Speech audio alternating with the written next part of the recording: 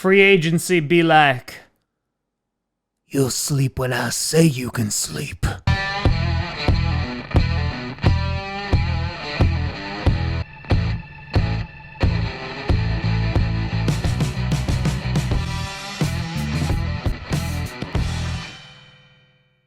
Grossi Posse Packer Nation.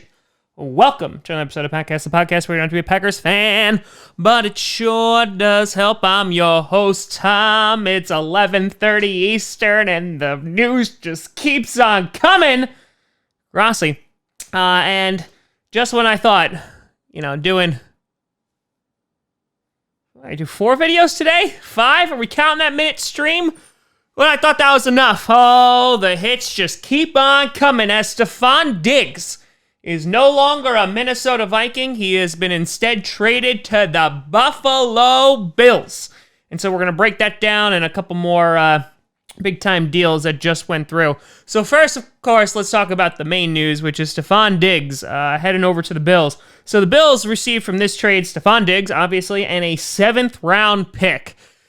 The Vikings received a 1st-round pick, a 5th-round pick, a 6th-round pick, and a 2021 4th-round pick. So, in first glance, Minnesota wins this trade. By far. By far. And I think it's just because, it's not just because of, obviously, they get around a lot of picks, and obviously looking at the DeAndre Hopkins issue, you're like, oh, wow, look, they were able to get a 1st-rounder for their wide receiver.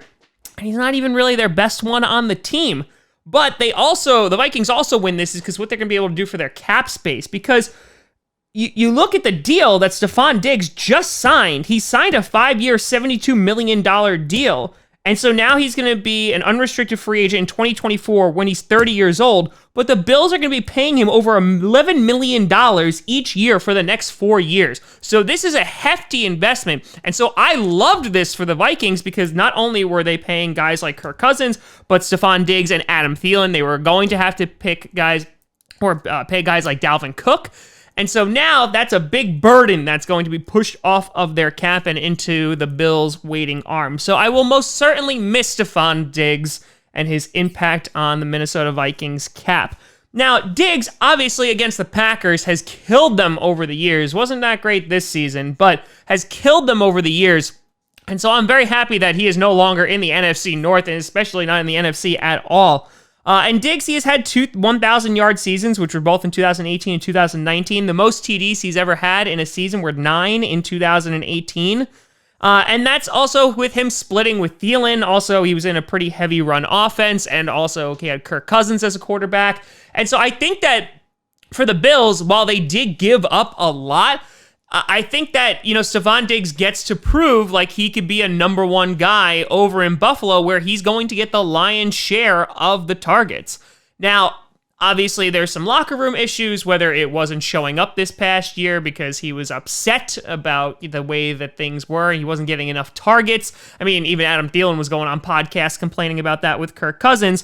But, locker room issues aside, the Vikings really were able to hold on to him. They didn't release him. They didn't, cut him or trade him for, cheap potatoes. They got a whole bunch of picks here. So, listen, Vikings made a smart move. They absolutely did. And I think that for the Bills, they're getting their number 1 guy, or they gotta pray that he's their number 1 guy. But it all depends on Josh Allen. He definitely has the arm. It's just about the accuracy. Is he able to get the ball to Diggs? But he shouldn't be complaining about how many targets he's going to get over in Buffalo.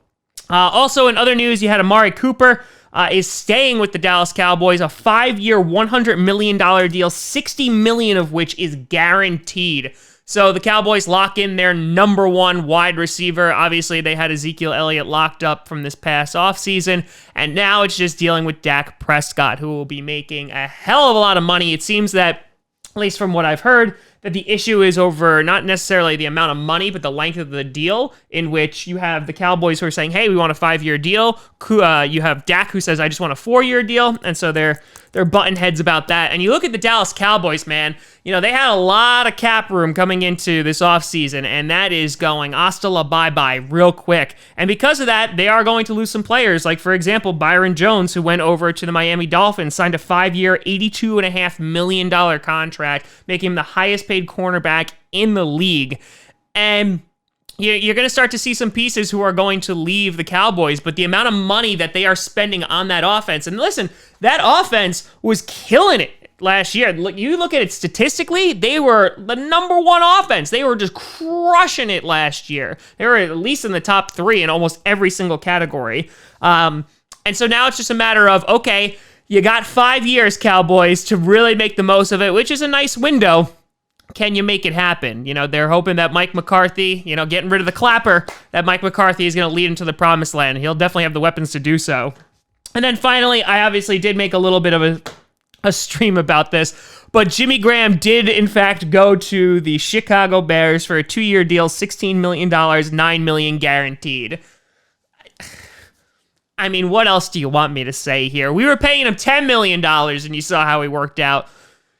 Yikes. Now, again, if he works out for you, that's great for you, but I don't see it happening. Then again, the Bears may have some different schemes and different looks in which they're going to give Jimmy Graham more opportunities, but he's an aging guy. I would not feel comfortable giving him $9 million guaranteed.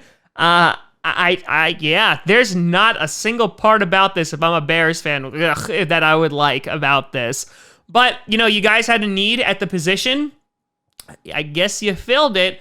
You know, you went from Aaron Rodgers throwing you the ball, and look how little you did, and now you got Mitch Trubisky throwing the ball to you.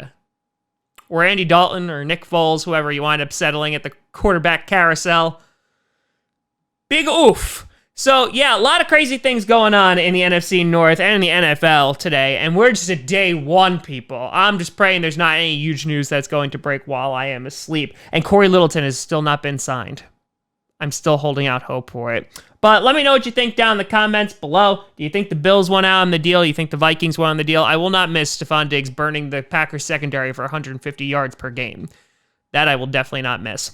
Let me know what you think down in the comments below. You could always find me at TomGrossiComedy.com or at TomGrossiComedy on all social media you see down below. Check out Packast on SoundCloud, iTunes, Google Play Music, Spotify, and of course YouTube. And a big shout out and thank you to all the Patreon members who are at patreon.com/TomGrossiComedy.